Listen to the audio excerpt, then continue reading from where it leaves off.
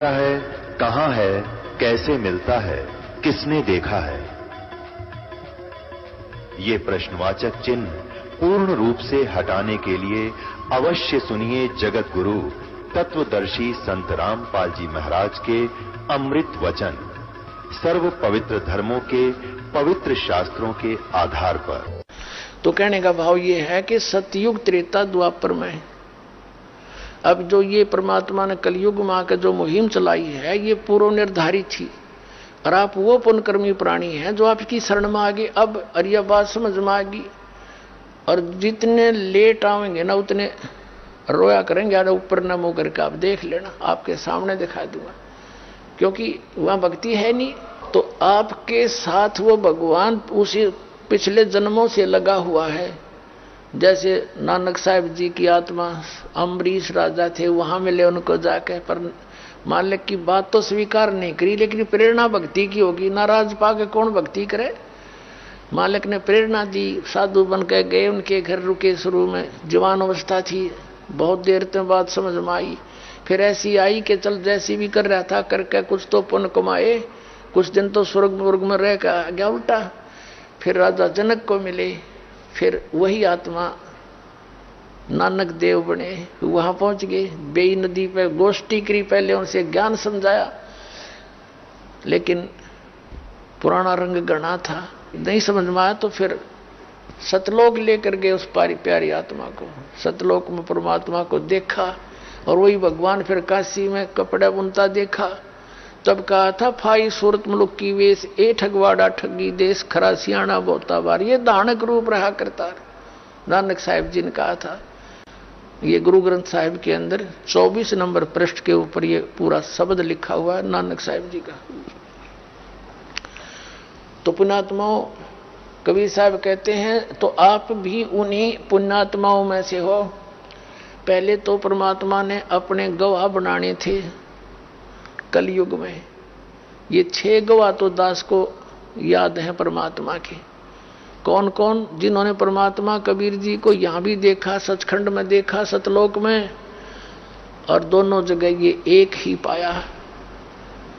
और फिर उन पुण्यात्माओं को वापस छोड़ा। उन्होंने फिर कबीर परमात्मा की महिमा अपनी अमृतवाणी रूपी एफिडेविट दे करके उन्होंने वर्णित की। कौन कौन है? आदरणीय धर्मदास साहिब जी, आदरणीय मुलुकदास साहिब जी, आदरणीय नानक साहिब जी, आदरणीय दादू साहिब जी, आदरणीय गरीबदास साहिब जी, गांव छुड़ानी, जिला झज्जर वाले, आदरणीय गीसादास साहिब जी, गांव खेकड़ा, जिला मेरठ, उत्तर प्रदेश वाले।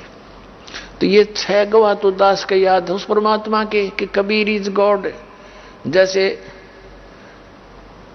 नानक साहिब का था, आपने सुन लिया, फाई सूरत मुलुक की वेश, ए ठगवाड़ा ठगी देश, खरा सियाणा बोता बार। ये धानक रूप रहा करता। 24 नंबर पृष्ठ पे, 721 पृष्ठ पे लिखा गुरु ग्रंथ साहिब में कि एक अर्ज गुप्तम पेश तोदर कून करतार, हक्का कबीर करीम तू बे ए परवरदिगार। और दादू साहिब ने कहा कि जिन मुझको निज नाम दिया, सोए सतगुरु हमार, दादू दूसरा कोई नहीं, ये कबीर सिरजनहार। आदरणीय गरीबदास साहिब जी, गांव छुड़ाने वाले ने कहा कि अनंत कोट ब्रह्मांड का एक रति निभार, और सतगुरु पुरुष कबीर हैं, ये कुल के सिरजनहार। अब आप उन पुण्यात्माओं में से हो जिनके भगवान पीछे लगा हुआ है। जो बच्चा गऊ की नजर में, यूं साई को संते, भक्तों के पीछे फिरे वो भक्त वत्सल भगवंत है। कि जैसे गाय चारा चरती है, चारा चर रही है, एक नजर अपने बच्चे पर रखती है। तो परमात्मा कहते हैं, जो बच्चा गऊ की नजर में, यूं साई को संत। आप पुण्यात्मा हो जो भगवान की खोज में लगे हो, इतनी दूर आए हो, कोई 200 किलोमीटर से, कोई 1000 किलोमीटर से, कोई 1500 किलोमीटर से, आप परमात्मा के बच्चे हो। और आपको कैसे संदेश भेजा, तरीका देखो उस दाता का। ये इंटरनेट और ये इलेक्ट्रॉनिक मीडिया और ये सैटेलाइट रूप पर के जितने भी ये लैब लोग बनवाए परमात्मा ने, टीवी बनवाए, कंप्यूटर बनवाए, ये छोटे छोटे मोबाइल बनवा दिए, छोटे छोटे मोबाइल, ये आदमी के सतर की वस्तु नहीं है, ये मैन्युफैक्चर, ये भूल जाना आप। ये तो परमात्मा ने ये ढूंढा ठाना था इस कलयुग में, ना ये मनुष्य थे। हमने देखा, क्योंकि हम किसान परिवार में जन्म हुआ दास का, अपनी कणक को इकट्ठा करने में एक एक महीना, दो में डेढ़ महीना लगे रहते थे। और कैसे उसको काटते थे, फिर उसको डाल कर पशुओं से उसका ऊपर घुमाते थे, फिर एक छड़ा काट कर उसको ऊपर उड़ाए जाते, 1 महीने में जाकर वो सेट होता है। तो वो भी दिन देखे, वो क्या मनुष्य नहीं थे। एक रेडू में, यानी छोटी सी गाड़ी में 6 खच्चर जोड़ कर रथ बना कर घसीटे अंडा करते, ना सड़क थी, तो वह भी मनुष्य थे। तो अब क्या कहीं और से आ गए मनुष्य, उनसे कम दिमाग है जो पहले वालों में था। लेकिन मालिक ने अब ये बनवाने थे, इसके माध्यम से ये संदेश, अपना परिचय अपने बच्चों तक पहुंचाना है उसने, उसके लिए बनवाए। न 10 साल पहले की थे मीडिया, इलेक्ट्रॉनिक मीडिया कहीं भी नहीं था, न सैटेलाइट का बेरा था इन्हें। तो अब ये 5500 जो वर्ष कलयुग के दाता ने कहा है, ये वो चल रहा है 5500 वर्ष वाला। जब कलयुग बीत जाएगा, जब ये सारा विश्व भगवान को पहचानेगा और इस सच्चे नाम का जाप करा करेगा, सबकी ये बुराई छूट जाएंगी। ये जहर कोई नहीं खाओगा। रिश्वत का जो आधा हाकार माचरी, रोज टेलीविजनों में क्या सुनने को मिलता है, समाचार पत्रों में क्या पढ़ते हो, उस मंत्री ने, सेंटर के मंत्री ने इतना घोटाला कर दिया, उस मुख्यमंत्री ने ये कर दिया, ये माया का ये जहर खा रहे हैं। तो अन्य जनता के प्रभाव लेगी उनसे, जो हमारे आपके जो मुखिया है वो ऐसा जुल्म कर रहे हैं। और यहाँ तक ये सब जजों के ऊपर भी उंगली उठाई जा रही है, तो कहाँ जा गया गरीब जनता। तो ये विष खा रहे हैं, इस विष को छोड़ेंगे जब इसको विष दिखाई देगा, इनको विष दिखाई देगा इस ज्ञान से। तो परमात्मा का आदेश है कि फिर ये चतुरता कपट सब छोड़ के सब बर्तन सहज सुबह प्यार से रहा करेंगे, सभी केवल भक्ति करा करेंगे। इस माया के जोड़न की कति होड़ छूट जाएगी। और जब तक ये माया के जोड़न की होड़ है, भगवान से हम दूर रहेंगे, माया हमारे साथ नहीं जाएगी या भक्ति साथ चलेगी। और जो साधना आपको और जो मर्यादा बताई जाती है, इस अनुसार आप साधना करोगे तो आपको लाभ कैसे मिलेगा, भगवान किस प्रकार मदद करेगा आपकी। अपनात्माओं, ये आध्यात्मिक ज्ञान है, ये तत्व ज्ञान है। और ये तत्व ज्ञान आपने कदे सुना नहीं, इसलिए इसके समझाने में दास को इतना समय लगता है। प्रत्येक पहलू पर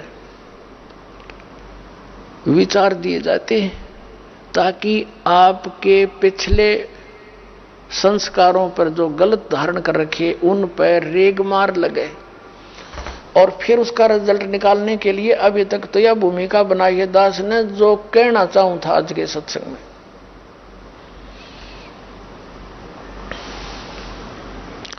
क्या कहना चाहूं था, क्या स्टार्ट किया था, मन तू सुख के सागर बस रे भाई और न ऐसा यस रे।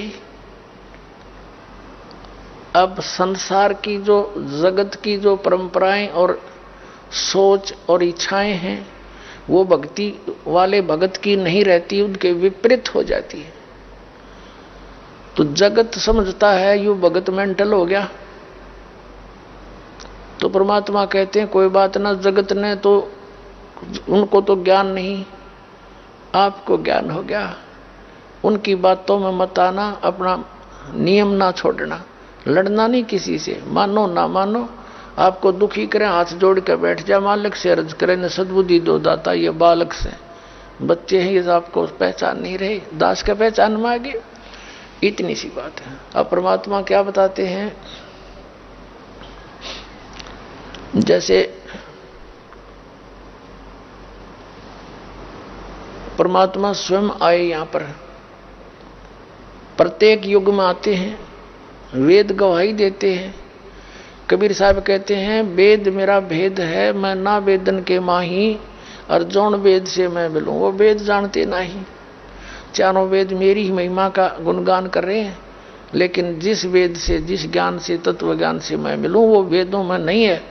वो तो परमात्मा ने स्वयं आकर बताया अपनी सच्चिदानंद घनब्रह्म की वाणी में, और वो दास ने समझा, इन कबीर पंथियों ने भी ना समझ सके वे। तो दास पर दया करी, इसका मास्टर बना के भेज दिया परमात्मा ने आपके लिए। अब इसको समझो। दो दास बताना चाह रहा है आपको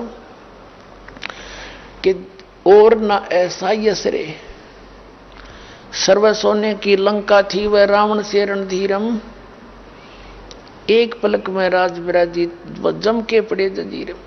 फूला फिरे था, सोने की लंका, खूब बलवान था, खूब धनुषधारी सूरवीर था।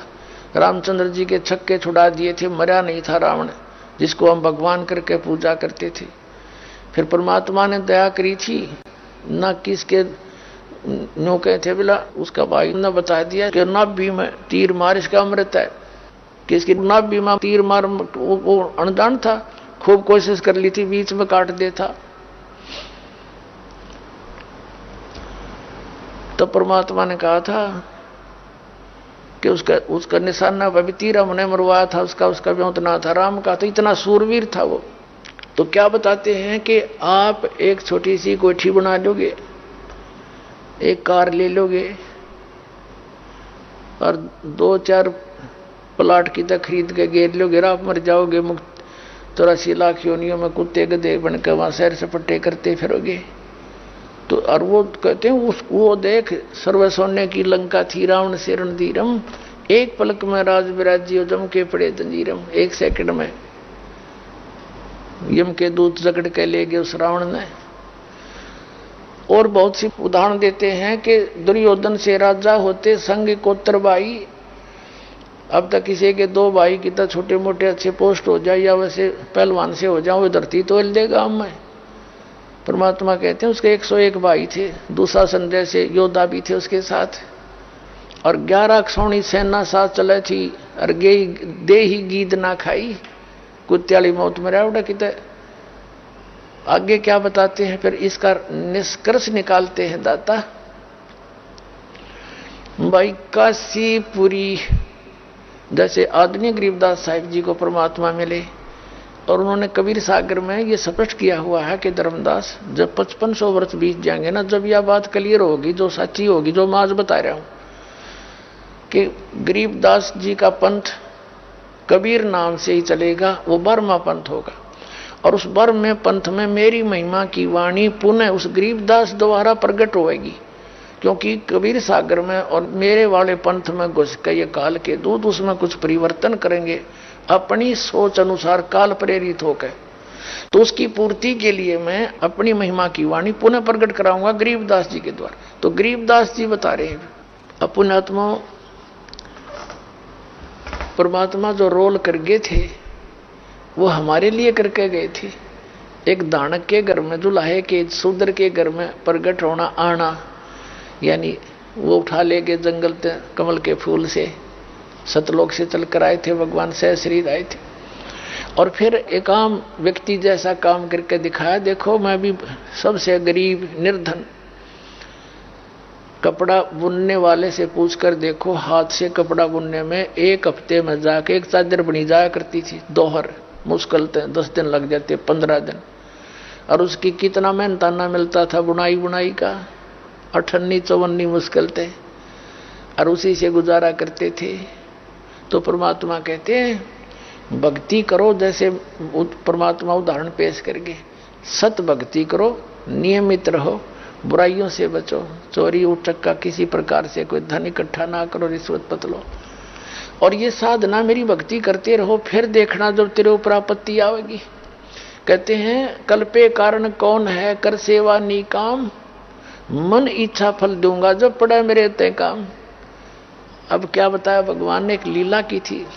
एक बार कबीर परमेश्वर जी, क्योंकि जो उद्देश्य लेकर भगवान आते हैं वो अपना कर रहे थे, बड़े बड़े विद्वानों के छक्के छुड़ा दिए, हिंदू और मुसलमानों के गुरु और पीरों, ऋषि और ब्राह्मणों को सब ज्ञान में फ्यूज कर दिया, अब उन्होंने सोचा कि ये जुलाहा हमारी रोजी रोटी खत्म करेगा। उन्होंने हर तरह से कोशिश कर ली थी उनको मारने की, सब जगह सब हर प्रयत्न कर लिया था। गंगा के अंदर भी डाल के उनको मारने का प्रयत्न किया था, लेकिन मालिक नहीं मरे, क्योंकि वो तो अमर परमात्मा है। एक जेरे कुएं में डाल दिया गया था परमात्मा कबीर जी के ऊपर, और छड़े डाल दिए, कांकरों से भर दिया पूरा। और फिर आकर देखा कबीर साहब तो सिकंदर लोधी राजा दिल्ली के बादशाह के घर पर विराजमान थे। यानी ऐसी ऐसी बहुत लीलाएं की, बड़े जुल्म किए परमात्मा पर, नहीं मरे। तो अंत में उन सब ने मिलकर, गुरु और पीरों ने, ब्राह्मण और वहां के सारे जितने आचार्य और शंकराचार्यों ने, एक झूठी चिट्ठी डाल दी भगवान कबीर साहब के नाम से कि कबीर भंडारा करेगा इस दिन, और सब आइयो एक दोहर देगा, एक असरफी, प्रत्येक भोजन के उपरांत ये भेंट न्यारी देगा। तो सभी ऋषि महर्षि जितने भी अखाड़े थे उनके संतों के सब अपने चेला समेत आ गए। 18 लाख आदमी इकट्ठे हो गए और सबके पास पर्ची उठी। रविदास जी गए थे सुबह सुबह अपना फरेस ओढ़ने, घूमन फिरने। देखा वहां पर तो दुनिया जुड़ गई। जिससे पूछे भी कैसे आए, तो पहले दुखी हो रहे होंगे कि या न पूछ लिया होगा कैसे आए। तो रविदास जी से कहा कि काशी वालों, तुम कौन सी दुनिया में रहते हो, तुम्हें मालूम नहीं इतना बड़ा भंडारा हो रहा है हमारे। तो उन्होंने कहा कौन कर रहा है? कि कबीर जी कर रहे हैं। तुम्हारे पास कोई चिट्ठी पत्री है क्या? देखो। सब ने दिखा दी निकाल के वो निमंत्रण पत्र।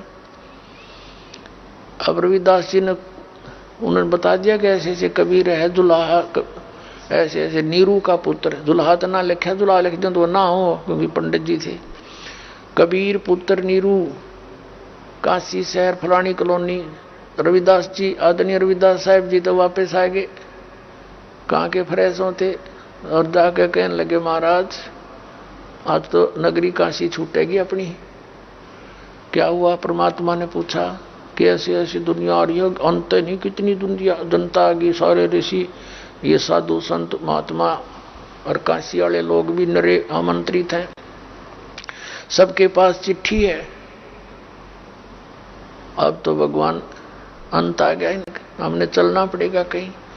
बड़ा जुल्म किया इन्होंने, तो झूठी चिट्ठी डाल दी। तो कबीर साहब कहने लगे रविदास जी दरवाजा बंद कर ले, बैठ जा, अकर भगवान को याद करते हैं, दाता को याद सुनेगा जिसके आस पर जिसके आधार है हम, आप सुनेगा भाई। रविदास भी बैठ गए, कबीर साहब भी बैठ गए।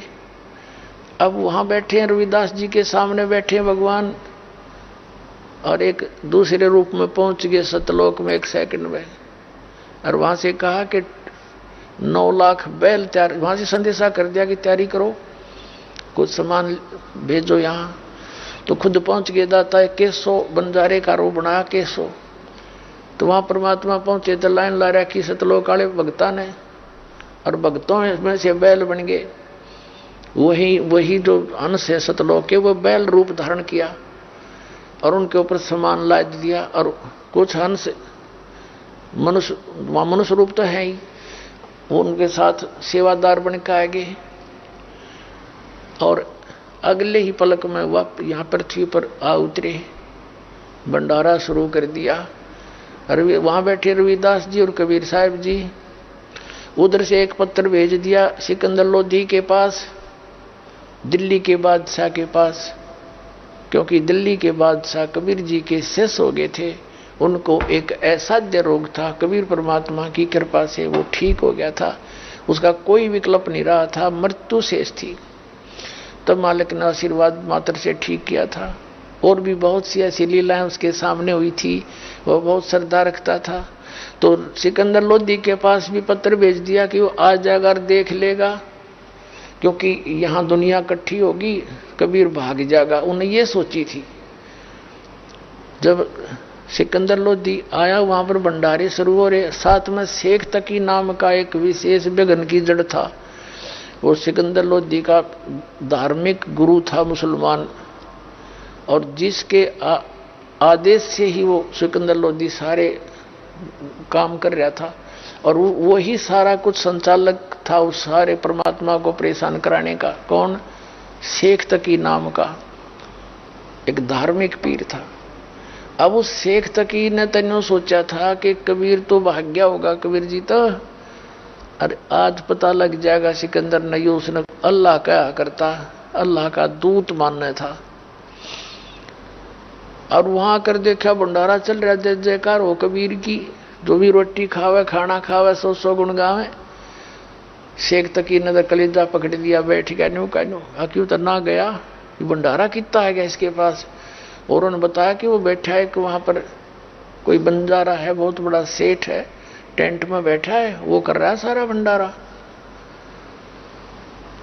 अब सिकंदर लोधी वहां पहुंचे, उसके पास जो परमात्मा दूसरे रूप में खुद कबीर जी विराजमान थे, केशव नाम के एक सेठ के रूप में एक टेंट में। सिकंदर लोधी ने पूछा कि आप कौन हो?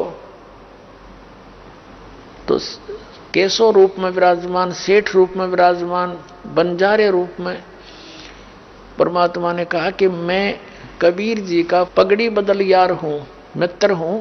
पगड़ी बदल मित्र बोला करते पहले, यानी गहरा दोस्त। और मेरे पास एक चिट्ठी गई थी मेरे मित्र की कि एक छोटा सा भंडारा करना है, कुछ सामान लेते आइएगा। तेरा गजब शेख तकी तेनू कहा इसने दे छोटा सा कहे भंडारा, 18 लाख आदमी जी मन लाग रहे, एक पंगत एक बार में 18 लाख,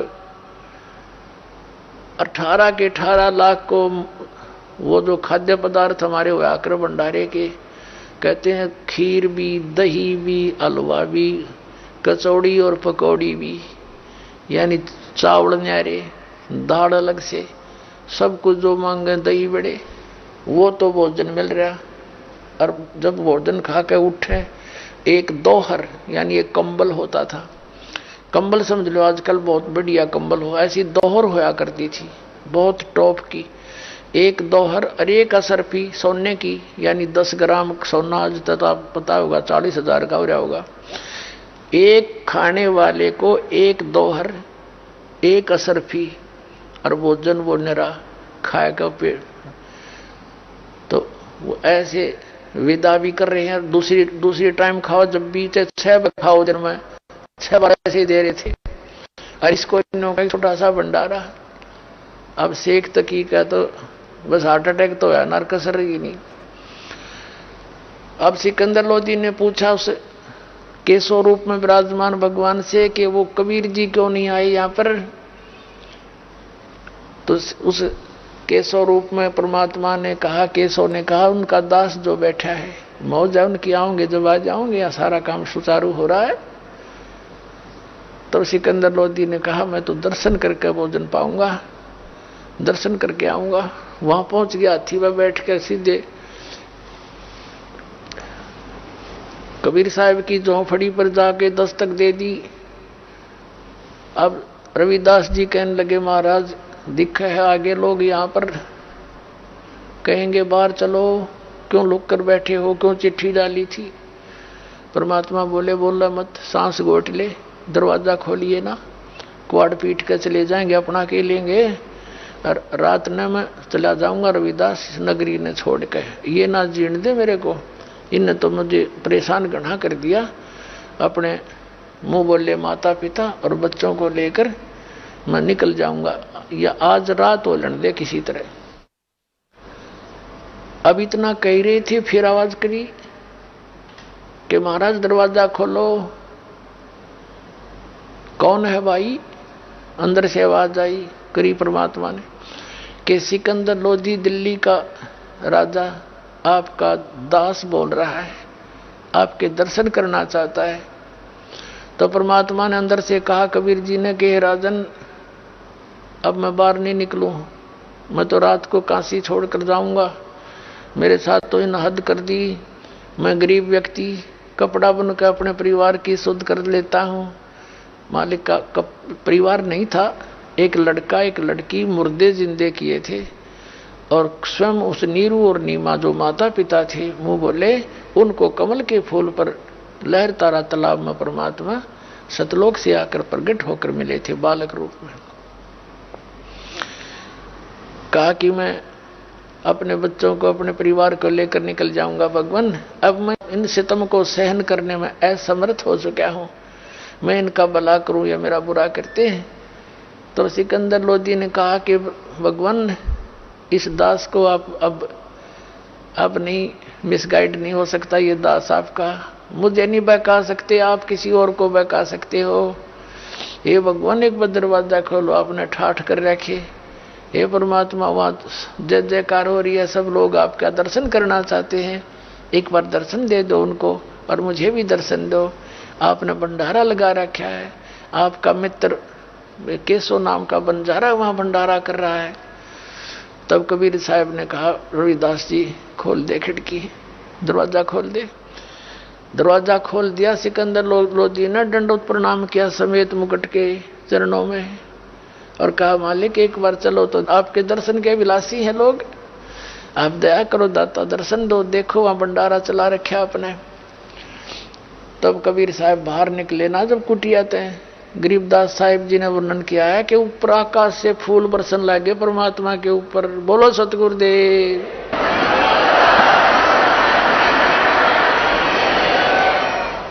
फिर कबीर परमात्मा ने अपने आप ऊपर से एक मुकुट आ गया कबीर जी के सिर पे, सतलोक से स्वर्ण सोने का मुकुट आ करके हीरे पन्ने जड़े हुए अपने आप रखा गया और हाथी के ऊपर बैठा लिया सिकंदर लोधी ने कबीर रविदास जी को और परमात्मा कबीर जी को, और आप बैठ गया। चंवर पहले रविदास जी कर रहे थे, चंवर अपने मालिक पर। फिर सिकंदर लोधी ने कहा, भगत जी मुझे दे दो, आप तो रोज ही सेवा करते हो गुरुदेव की, मुझे भी दया कर दो, कुछ देर में भी लाभ उठा लो। तो हाथी पर बैठा के, अंबारी होती हाथी पर राजा लोग रखते थे, एक अलमारी सी, पूरा बेड सा होता था, खोखा सा, वो खोल दिए चारों दरवाजे, उसके ऊपर रख दिए ठाके छत पे, और बैठ गए अंबारी में।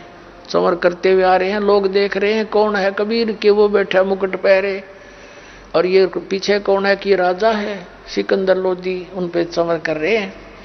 सारे मेले में घूम कर जय हो कबीर की, जय हो कबीर जी की ठाठ कर दिए। ऐसा भंडारा की तो देखा नहीं, सुना नहीं। तो पुण्यात्माओं सारे घूम के और उस टेंट में आगे, जिसमें केशव रूप में, दूसरे रूप में बैठे थे कबीर जी, और वहां कबीर साहब जब टेंट में पहुंचे, हाथी से नीचे उतर के राजा भी साथ, एक तख्त अपने आप बिछ गया, उसके ऊपर हीरे पन्ने जुड़े हुए, चारों तरफ झालर लगे हुए और सुंदर कपड़े मलमल के बिछ गए, मखमल के, उस पर बैठ गए परमात्मा विराजमान हो गए। 8 पैर तक यानी 24 घंटे केशव रूप में भगवान प्रसन्न करते हैं, कबीर रूप में उतर देते हैं। ये लंबा प्रकरण है, आने वाले समय में सुनाएंगे। अब कहने का भाव ये है कि इतना कुछ मालिक ने किया, सब विदा हो गए, सब सामान लपेट लिया, बैलों पे रख दिया, चलने की आदेश दे दिया कि केशव ने कि चलो बच्चों ले चलो अपने बैलों को। बंजारे होते थे पहले, ट्रांसपोर्ट का काम पहले बैलों पर होता था।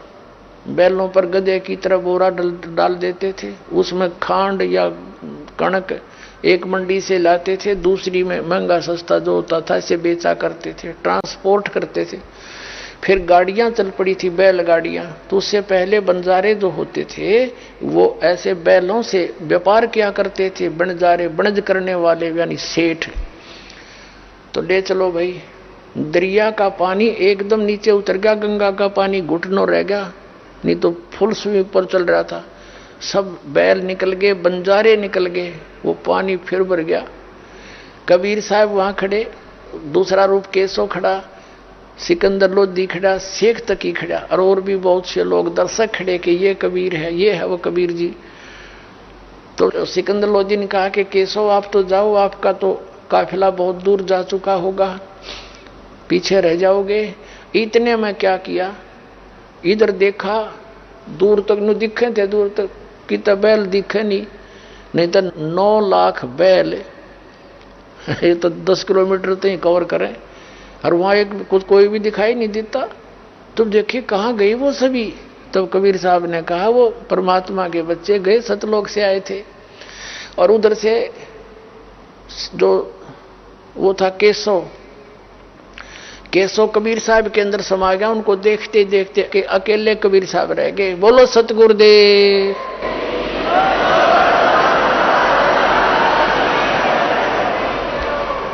आज सत्संग का प्रसंग था, उसका निष्कर्ष अब ये बनाया परमात्मा ने, क्या बताया कि सर्व सोने की लंका होती व रावण से रणधीरम, एक पलक में राज विराजी जब के पड़े जंजीरम। जो इस माया ने खोद रहे थे और भक्ति भी कर रहे थे, उनकी यह दुर्गति हुई कि यम के दूत ले गए उसको पकड़ कर रावण को, और वो नगरी सोने की माया उसके साथ नहीं चली। और सत भक्ति करने वाले कबीर परमेश्वर का उदाहरण दिया है। काशीपुरी कबीरा होते ताही लखोरे भाई, केसों से बन जा रे जिसके है 9 लाख बलद आई। कि एक सत भक्ति, एक गरीब आदमी, कबीर सब जग निर्धना वो धनवंता ना को, ये धनवंता सो जानियो जिस पर राम नाम धन होए। हर तरह का धनवान वो व्यक्ति है जिसके पास ये राम का नाम, ये सच्चा सतनाम जो आपको दास देगा। प्रथम मंत्र से लेकर लास्ट तक ये पूरा प्रोसेस है। ये सच्चा नाम, सच्चा साधना है, एक सतनाम है 2 अक्षर का। तो क्या बताना चाहा है कि कबीर परमात्मा काशीपुरी कबीरा होते ताही लखोरे बाई। उसने देख लो, कपड़ा बुनते थे, जो पैसा बच जाता था बुनाई से अपने घर के खर्चे से भंडारा कर देते थे कबीर परमात्मा, और अपना हैंड टू माउथ रहे, लेकिन विश्वास भक्ति पर, भगवान पर रहा, सत भक्ति करते रहे। तो परमात्मा कहते हैं ये दिखाना चाहा है कि सत भक्ति करने वाला और मर्यादा में रहकर नेक नीति से रहने वाले के साथ परमात्मा आपकी नो मदद करेगा। आप कितने सेठ हो लो, आज कोई 18 लाख व्यक्ति आने, जब प्रधानमंत्री रोटी खुआ के दिखा दो, एक टाइम ऐसे ऐसे पूरी पृथ्वी का राजा खड़ा करके दिखा दो, ऐसी व्यवस्था इतने समय में, रात रात में। तो कहने का भाव ये है कि जब तुम मेरे ऊपर ऐसे निर्भर हो जाओगे, कह कबीर सुनो विसा दो, मैं तो हूं विश्वास में। अगर तुमने विश्वास कर दिया कि कबीर इज गॉड, और ये बकवाद दो छोड़, और फिर देखना कहते कल्पे कारण कौन है कर पूजा नी काम, मन इच्छा फल दूंगा जो पड़े मेरे ते काम। तो हमारे लिए उदाहरण दिया मालिक ने। तो भगत के पास सब कुछ परमात्मा ऐसे उपलब्ध करा देगा, और आपके वो आपत्ति जो किसी तरह भी नहीं टल सके थी, और कितनी आसान कर दी, जय जयकार करवा दी, तो ऐसे आपके साथ लीला करेगा जिस दिन आपको दृढ़ विश्वास हो जाएगा। ये भक्ति करते रहना और देखना मालिक के रंग सारे ठाठ करेगा और सतलोक ले जाएगा। सत साई बोलो सतगुरुदेव।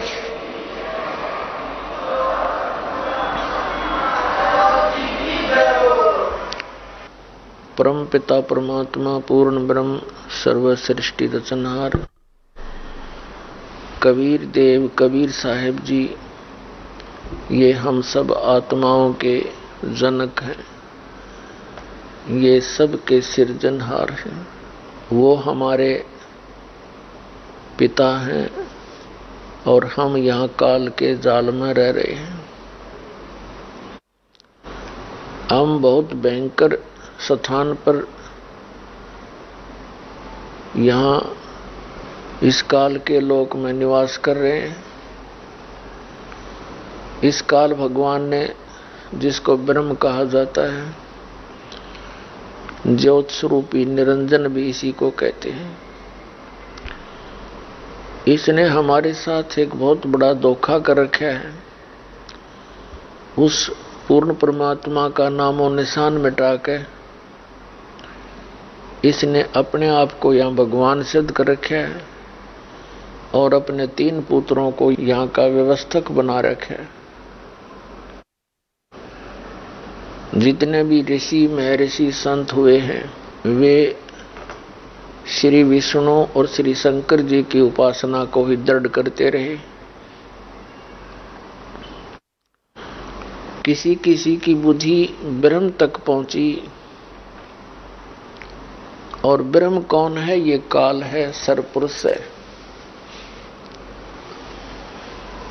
परमात्मा जो हमारे पिता हैं, उन्होंने हमारे यहाँ कष्ट देखे, हमारी हाहाकार पुकार वहां तक पहुंची, तब उन्होंने दया करी, यहाँ आकर के अपना यथार्थ ज्ञान बताया।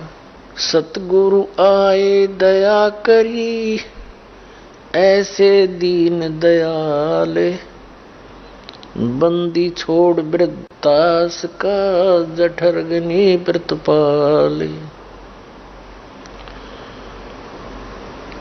वो परमात्मा हमारे लिए यहाँ भटकते रहते हैं और हमें ये बताना चाहते हैं कि तुम यहाँ के वासी नहीं हो, तुम यहाँ इतना कष्ट उठा रहे हो, सारा जीवन एक संपत्ति जोड़ने में, कार कोठियों और मकान बनाने में व्यतीत कर देते हो, और जिस परिवार को आप सुखी देखना चाहते हो, और ना जाने यहाँ पर क्या आपत्ति आप पर, आपके परिवार पर और कब आ जाती है। आपको अभी तक इस बात का ज्ञान नहीं था, कोई विकल्प नहीं था आपके सामने। परमात्मा ने आकर के वो ज्ञान करा दिया कि तुम वहां चलो, सतलोक में। अब हमने सतलोक नहीं सुन रखा, हमने वो सचखंड नहीं सुना था।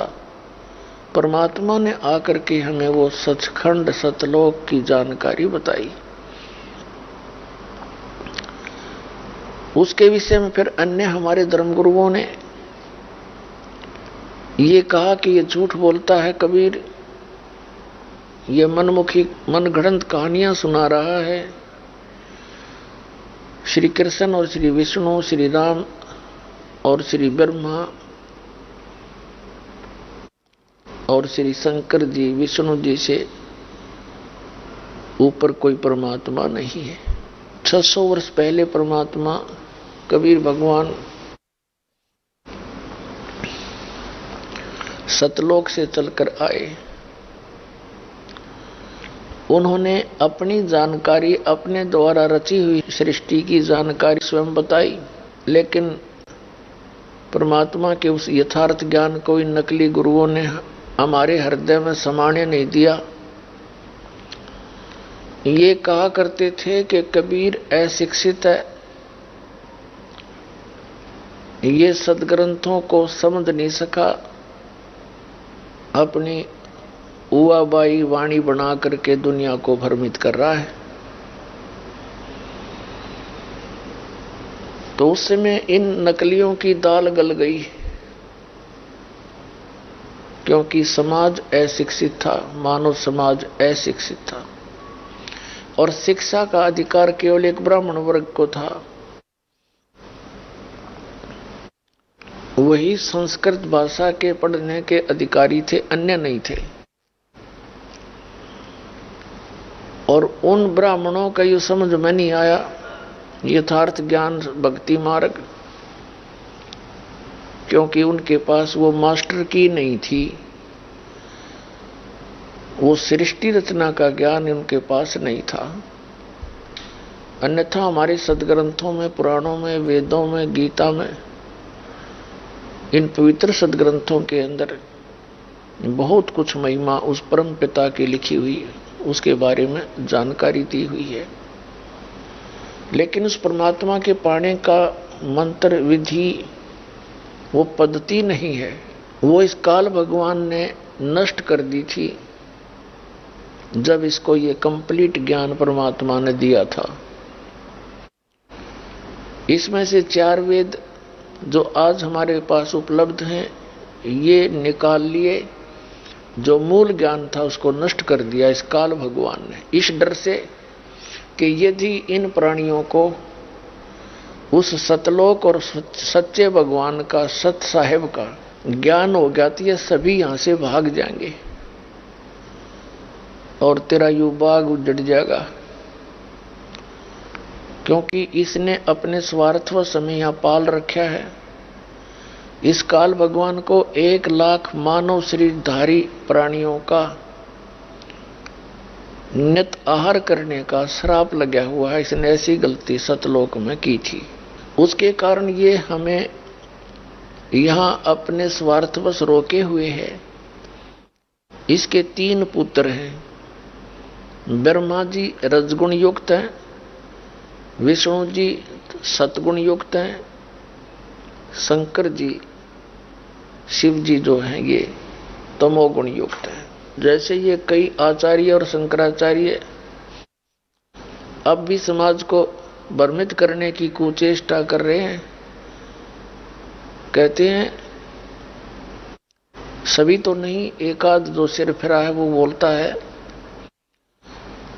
कि विष्णु जी, ब्रह्मा जी, शिव जी ये तो गुणी हैं, गुण नहीं है। तीनों गुण नहीं है, गुणी हैं। इनकी देखा कल का आज भी हमें मूर्ख बनाना चाहते हैं। जैसे मिर्च है, मिर्च के अंदर गुण है जीभ जलाने का। अब कोई नो कहे कि मिर्च जीभ जलानी नहीं है, मिर्च में गुण नहीं है, गुणी है वो, यानी उसके अंदर मुंह जलाने का, जीभ जलाने का गुण है, वो गुणी है, उस युक्त नहीं है। उसकी अकल है कितने ठिकाने। मिर्च के अंदर वो जीभ जलाने का गुण है, वो मिर्च को चाहे मुंह जलानी कह दो उसने। ऐसे ही भगवान ब्रह्मा जी में रजगुण है, चाहे ब्रह्मा जी को चाहे रजगुण कह दो, और विष्णु कहो चाहे सतगुण कह दो, और तमोगुण कहो चाहे शंकर कह दो, बात वही की वही है। इनके अंदर मिर्च की तरह गुण है प्रत्येक, और वो हमें प्रभावित करता है। जैसे सगुण वस्तु, सरगुण यानी साकार वस्तु रसोई में होती है मिर्च, और उसमें छौंक लगाते हैं तो मूल वस्तु साकार वस्तु तो रसोई में, और उसका गुण जाकर प्रभावित कर रहा है अन्य कक्षों में, अन्य कमरों में, दूसरे रूम्स में, और वहां छींक आती है बैठे व्यक्तियों को, तो उस मिर्च के गुण ने वहां जाकर प्रभाव डाला। इसी प्रकार ये भगवान एक एक गुण युक्त है तीनों। ये प्रभु स्वामी, कितने स्वामी हैं ये डिटेल बताई जाएगी। ये अपनी अपनी राजधानियों में रहते हैं। शिवलोक में शिव जी, ऊपर विष्णु लोक में विष्णु जी, और ब्रह्मा लोक में ब्रह्मा जी। लेकिन वहां से इनके गुण 3 लोकों पर प्रभाव डाल रहे हैं। पृथ्वी लोक एक कॉमन स्वर्ग लोक है, और नरक लोक साथ में, और बेहतर लोक है, उसको सारे को मिलाकर स्वर्ग लोक बोलते हैं। स्वर्ग लोक के साथ में नरक लोक है। वो सभी वो क्षेत्र जो है वो डिवाइड अवश्य है, उस सारे क्षेत्र को एक लोक बोलते हैं। और नीचे पाताल लोक, इन तीनों लोकों पर इन 3 भगवानों का आधिपत्य है, और इन पे इनका ये गुण प्रभाव डालता है वहां के प्राणियों पर। परमपिता परमात्मा ने हमें याद दिला के इस काल भगवान को 1 लाख मानव शरीरधारी प्राणी इनके सूक्ष्म शरीर के अंदर से गंध निकाल कर खाता है। ये खाने का इसको श्राप लगा हुआ, इसलिए इसने अपने 3 पुत्रों से ये अपनी एक खेती व्यवस्था करवा रखी है अपने आहार की। रजगुण ब्रह्मा जी के प्रभाव से सभी प्राणी विवश होकर के संतानोत्पत्ति करते हैं, पशु पक्षी क्या, नर क्या, सब। और फिर विष्णु जी के सतोगुण के प्रभाव से एक दूसरे में मोह हो जाता है, ये जीव के बस की बात नहीं। संपत्ति में मोह, माता पिता का मोह, भाई बहन के अंदर लगाओ, ये इस सतोगुण के प्रभाव से हमारे अंदर इतनी जबरदस्त जकड़ है, जीव इससे अपनी शक्ति से उभर नहीं सकता। इसमें परमात्मा का सहयोग की आवश्यकता पड़ती है। परमात्मा ने विधि बताई है कि ये नाम जाप करो, ये साधना करो, ऐसे रहो, फिर ये निष्क्रिय हो जाएंगे। और तीसरा आपको पता ही है तमोगुण। कितना मित्र हो, थोड़ी सी देर में झगड़ा कर बैठे, छोटी सी बात पे गुट्टम गुट्टा, ब्रह्मा विष्णु महेश लड़े, ब्रह्मा और विष्णु लड़े दोनों, जिनको भगवान कहा करते। तो इस प्रकार उस परमपिता ने आकर के हमें ये जानकारी दी है कि तुम जहां रह रहे हो ये लोग ठीक नहीं। जैसा आज सुबह के सत्संग में आप जी ने सुना कि मन तू सुख के सागर बसरे और ना ऐसा यसरे। अपने आत्माओं हम यहां सुख खोज रहे हैं इस पृथ्वी लोक पर।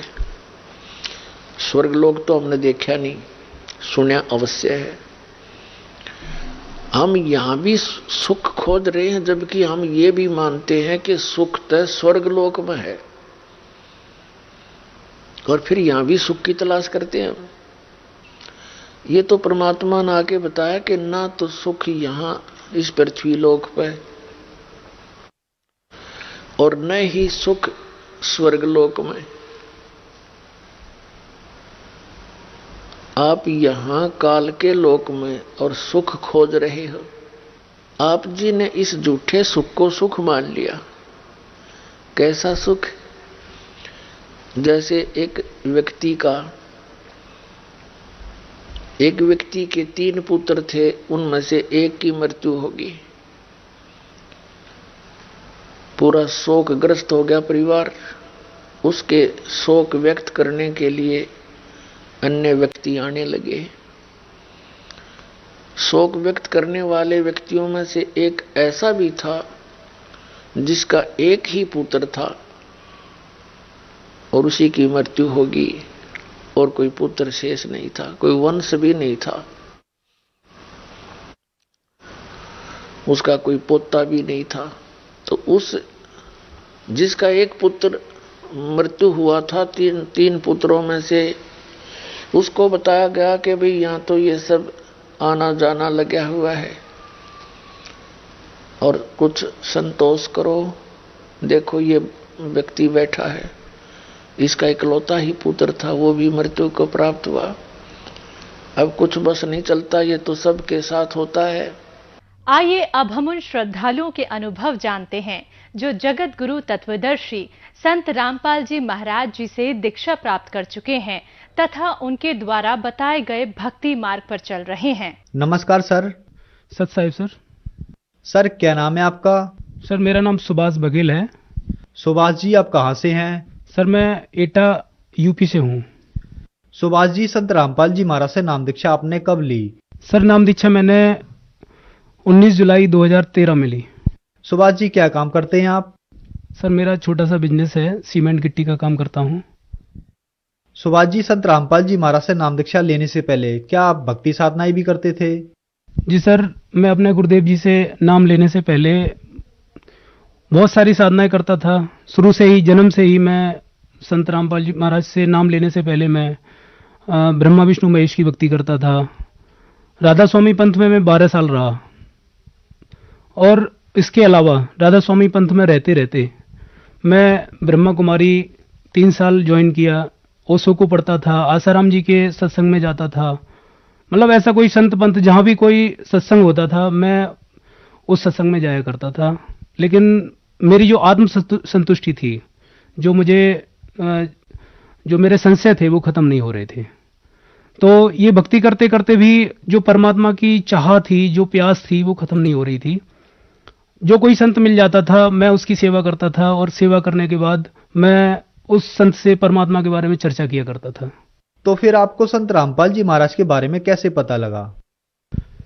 सर मुझे एक पुस्तक मिली थी संत रामपाल जी महाराज की, लेकिन राधा स्वामी में रहने के कारण मैं उस पुस्तक को कभी पढ़ नहीं पाया। कहने का मतलब हमारे जो पुस्तक थी उस पुस्तक में वेद और गीता के बारे में बताया गया था। उस पुस्तक का नाम ज्ञान गंगा था। तो उस पुस्तक को मैं सिर्फ अपने कवि साहब की बाणी और उसमें जो बाणियां हुआ करती थी उन बाणियों को मैं पढ़ता था। लेकिन मैंने एक शर्त रखी थी कि आप मुझे संत रामपाल जी महाराज के सत्संग में ले जाएंगे और मैं चलूंगा तब जब आप मेरे प्रश्नों का उत्तर आप गुरुजी से दिलवा देंगे। तो जब क्योंकि मैं राधा स्वामी में जो भक्ति करता था उससे मेरे जो राधा स्वामी में बताते हैं ना ध्वनि, हमारे शरीर के अंदर ध्वनि पैदा होती है, तो मेरे अंदर घंटी की ध्वनि होती थी चलते फिरते उठते बैठते। तो मैं इस ध्वनि को, ये जो शब्द है ना, इस शब्द को ही समझता था कि इस शब्द ही, क्योंकि राधा स्वामी में जो बताते हैं कि शब्द को सुनकर के ही हमें मुक्ति मिलेगी, शब्द के साथ ये आत्मा जाएगी। तो जब हमने आश्रम में पहुंचने के बाद हमने शंका समाधान में गए। शंका समाधान में जाकर के जब हमने उस शब्द के बारे में चर्चा की तो उन्होंने मुझे कर नैनो दीदार महल में प्यारा है वो पुस्तक सामने रखी और उन्होंने बताया, देखिए ये शब्द जो है ना शरीर के अंदर जो हो रहे हैं, इन शब्दों से मुक्ति नहीं हो सकती, ये काल के शब्द हैं, क्योंकि अंड और पिंड के अंदर जो भी है ये काल का ही है। गरीबदास जी की बाड़ी है, अंड पिंड से अगम है न्यारी सिंधु समाधि। तो जब हमें इन चीजों का पता चला तो फिर मैंने संत रामपाल जी महाराज से नाम लिया और उनकी भक्ति की। सर, संत रामपाल जी महाराज से नाम दीक्षा लेने के बाद आपको क्या क्या लाभ हुए? संत रामपाल जी महाराज जी से नाम लेने के बाद मुझे दैविक और आध्यात्मिक तीनों तरह के लाभ मिले। जो संसारिक लाभ हैं ये तो परमात्मा ने ऐसे रूंगे में दे दिए, इसके बारे में आप हमारे क्षेत्र से पूछ सकते हैं कि हमें क्या क्या लाभ मिले। हमारा पूरा क्षेत्र ये कहता है कि संत रामपाल जी महाराज इनके यहाँ बोरे के बोरे भर के बेचते हैं। किसी से भी पूछ लेना आप हमारे क्षेत्र में, वो यही कहेगा कि सुभाष के पास संत रामपाल जी महाराज सीधे सीधे बोरे भर के बेचते हैं। क्योंकि संत रामपाल जी महाराज से नाम लेने के बाद हमारे सारे सुख हो गए, जो भी सुख होते हैं। आज जिस वक्त मैं संत रामपाल जी महाराज से नहीं जुड़ा था उससे पहले मैं बता दूं आपको कि मैंने एक पीसीओ की दुकान एक पेड़ के नीचे खोली थी और आज मेरे पास कम से कम 20 वाहन हैं। एक साइकिल से लेकर के 4-4 मोटरसाइकिल, 4-4 गाड़ियां, जेसीबी, सब कुछ है मेरे पास संत रामपाल जी महाराज की कृपा से। और इसके अलावा हमारा जो लाभ हुए हैं मैं कितना गिनाऊं आपको, कितने बताऊं। मतलब मैं सोचता हूं, जिस चीज के बारे में सोचता हूं संत रामपाल जी महाराज मेरे हर शब्द सोचने से पहले खड़े होते हैं। अब मैं बताऊं आपको जो हमारे साथ चमत्कार जो सांसारिक रूप से परमात्मा ने, संत रामपाल जी महाराज ने, मेरे गुरुजी ने कई बार मेरी जीवन रक्षा की है। जैसे एक बार मैं छत पे 3री मंजिल पे एक शटरिंग को खोल रहा था और शटरिंग खोलते खोलते सर मेरा पैर फिसल गया नीचे। साइड में गली थी और नीचे वाली छत पे शटरिंग पड़ी हुई थी और शटरिंग के बीच में जाकर के मैं गिरा। मेरे हाथ में एक बेलचा भी था, अगर वो बेलचा सीधा होता तो मेरे अंदर भी घुसना था और वो बेलचा पता नहीं किस तरीके से वो दूर जाकर के गिरा और मैं उस शटरिंग के बीच में गिरा। मेरे खरोंच भी नहीं आई, थोड़ा सा हाथ में चोट आई। और उसके बाद जब मैं रात को सोया तो रात को मुझे स्वप्न हुआ कि मैं उस गली में गिरा हूं। वही स्वप्न जो मेरे दिन में मुझे गिरा था वही स्वप्न रात में हुआ और मेरी वहां मौत होनी थी। एक क्या, इतने मेरे साथ चमत्कार हुए हैं। दूसरा मैं बताऊं आपको कि एक बार मैं मोटरसाइकिल से आ रहा था और सड़क एकदम साफ थी, नई सड़क थी। मोटरसाइकिल से था, आगे ब्रेकर था, आगे इको गाड़ी थी तो इको वाले ने ब्रेक ले लिए और मेरी गाड़ी कम से कम 70-80 की स्पीड पे थी। तो ब्रेक लेने के कारण मेरी गाड़ी उस इको में घुस गई। लेकिन मेरे थोड़ी सी चोट आई और थोड़ी देर के बाद मैं उसी मोटरसाइकिल से स्टार्ट करके घर तक आया। घर पे अगले दिन मैंने जब डॉक्टर को दिखाया तो मेरे हाथ में फ्रैक्चर था, लेकिन मुझे उस टाइम कुछ भी नहीं मालूम पड़ा। मेरी पत्नी को संत रामपाल जी महाराज ने जीवन दान दिया, मेरे पापा जी को जीवन दान दिया। मेरा भाई आज गौतम बुद्ध नगर में सेवा देख रहा है परमात्मा की। मैं कभी सोच भी नहीं सकता था कि वो इस लेवल पे जा सकता है। आज उसकी 1 लाख रुपए उसकी तनख्वाह है। वो एक इंजीनियर है, कंप्यूटर इंजीनियर है और उसकी भी जो रेमेडी हुई है वो बगैर दहेज की है। आपको कितने सुख गिनाऊं सर, मतलब ये मान के चलिए कि पल पल पे सुख है परमात्मा के। सर, संत रामपाल जी महाराज से नाम दीक्षा लेने के बाद आपको बहुत सारे लाभ प्राप्त हुए, तो जो दर्शक आज आपको देख रहे हैं, खास करके राधा स्वामी पंथ वालों के लिए आप क्या कहना चाहेंगे? सर, राधा स्वामी पंथ जब तक हमें ज्ञान नहीं था और जिसको ज्ञान नहीं होता है, जिस तरीके से एक बच्चे को ज्ञान नहीं होता है वो किसी भी वस्तु को मुंह में दे लेता है, इसी तरीके से समाज को ज्ञान न होने के कारण आज वो हमारे संत रामपाल जी महाराज को कुछ भी बोलते हैं, कुछ भी कहते हैं, लेकिन मुझे उसका बुरा नहीं लगता, क्योंकि हीरा है ना, जो कीमती होता है वो सबके लिए होता है। अगर उसकी कीमत, चाहे ये लोग कीचड़ डालते हैं या कुछ भी डालते हैं, उसको अगर बाजार में जिस दिन जौहरी उसको देखेगा, कितनी भी कीचड़ डाल दो, लेकिन जौहरी जिस दिन उस हीरे को लेगा उसका मोल 1 रुपया कम नहीं होगा। तो मैं संत रामपाल जी महाराज की शरण में आने के बाद मुझे जो ज्ञान हुआ, उस आधार पर मैं राधा स्वामी वालों को उनसे निवेदन करना चाहता हूं, जो राधा स्वामी का ज्ञान है वो कहीं से भी कोई प्रमाणित नहीं है, वो सिर्फ एक मनगढ़ंत कहानी है। मैं एक लाभ और बताऊं आपको कि मैं राधा स्वामी में 12 साल रहने के बाद मेरे कान रुंध गए थे। डॉक्टर ने पता नहीं क्या क्या बोल दिया था कि ये इसकी तो बहुत लंबी दवाई चलनी है, ये तो बहुत बड़ा इन्फेक्शन हुआ है। कान बंद कर करके हम 2.5 घंटे बैठते थे सुबह शाम, तो जो हमारे कान बंद हो गए थे, संत रामपाल जी महाराज से नाम दीक्षा लेने के बाद मेरे कान पूरी तरीके से ठीक हुए। तो मैं राधा स्वामी वालों को ये बताना चाहता हूं, मेरे 50% रिश्तेदार जो हैं वो राधा स्वामी पंथ में हैं। मैं उन सबको ये संदेश देना चाहता हूं, देखिए जो ये ज्ञान है कहीं से भी कोई प्रमाणित नहीं है। जिस ज्ञान का कोई प्रमाण नहीं है वो ज्ञान सत्य हो ही नहीं सकता और उससे कोई लाभ नहीं हो सकते। आज वो लोग दुखी हैं जो संत रामपाल जी महाराज की आलोचना करते थे या उनके खिलाफ है या उनसे नाम नहीं लेना चाहते हैं। तो मैं उनको यही निवेदन करना चाहता हूं कि वो लोग कम से कम सत्संग सुने और समझें और अपने शास्त्रों से मिलाएं, अपने महापुरुष जो ज्ञान को बोल के गए हैं उनसे मिलान करके संत रामपाल जी महाराज की शरण में आए। सर, आप ब्रह्मा कुमारी पंथ में गए, फिर आप राधा स्वामी पंथ में आए और एक लंबे अरसे तक आप राधा स्वामी पंथ में रहे। फिर आपने संत रामपाल जी महाराज को अपना गुरु बनाया, मतलब कि गुरु बदला। सर कहते हैं कि गुरु नहीं बदलना चाहिए, गुरु बदलना पाप है, गलत है। तो क्या आपने ठीक किया? सर, मेन चीज ये है कि इस चीज को हम नहीं मानते, क्योंकि कबीर साहब की वाणी कहती है कि जब तक गुरु मिले नहीं साचा, तब तक गुरु करो 10 पाचा। आप एक बात बताइए, अगर हम कोई रोग हो जाता है, अगर किसी एक डॉक्टर से ठीक नहीं होता है तो हम 10 डॉक्टरों के पास जाते हैं। और डॉक्टर की भी पहचान है ना, जिस तरीके से एक गुरु की पहचान है कि नानक जी की बाणी में है जो 2 अक्षर का भेद बतावे सोई गुरु पूरा कहावे। तो आज तक किसी भी गुरु ने 2 अक्षर का भेद नहीं बताया कि वो 2 अक्षर कौन से हैं। गीता अध्याय 4 के 34 में कहा है कि उस तत्वदर्शी संत की खोज करो। ठीक है, उस तत्वदर्शी संत की खोज करो। और अध्याय 15 के पहले, दूसरे, तीसरे में कहा है कि जो उल्टे लटके हुए वृक्ष को जड़ तना शाखा सहित बता देगा वो होगा पूर्ण संत। लेकिन आज तक किसी ने इस चीज के बारे में नहीं बताया। तो एक संत की पहचान है, एक काला कोट पहनने वाला वकील नहीं हो सकता सर, एक सफेद शर्ट पहनने वाला डॉक्टर नहीं हो सकता। डॉक्टर वो है जो दर्द और दवा जानता है, एक वकील वो है जो संविधान जानता है, एक सदगुरु वो है जो शास्त्रों को जानता है, जिसका ज्ञान शास्त्रों से मिलता है और सभी महापुरुषों से मिलता है, उसको हम पूर्ण संत कह सकते हैं। सर, पूर्ण संत रामपाल जी महाराज से नाम दीक्षा कैसे ले सकते हैं? सर, संत रामपाल जी महाराज से नाम दीक्षा लेने के लिए बहुत सारे ऑप्शन हैं। आप बहुत सारे चैनल पे सत्संग आता है जिसपे एक पट्टी चलती है, उस पट्टी पे नंबर लिखे होते हैं, उन नंबरों पे फोन करके भी आप नाम दीक्षा ले सकते हैं। या हम संत रामपाल जी महाराज की पुस्तकों की सेवा होती है, उन पुस्तकों पे नंबर लिखे होते हैं, उन पुस्तकों पे भी जो नंबर लिखे होते हैं उनको फोन करके हम उनके हिसाब से नाम दीक्षा ले सकते हैं। और पूरे भारत में हर जिले में संत रामपाल जी महाराज के नामदान केंद्र खुले हुए हैं। सर, धन्यवाद आपका। जी सर, सत साहिब।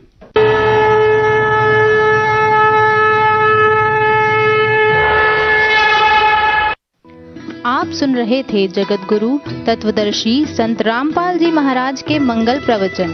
अधिक जानकारी के लिए संपर्क करें 8222 880 541 8222 880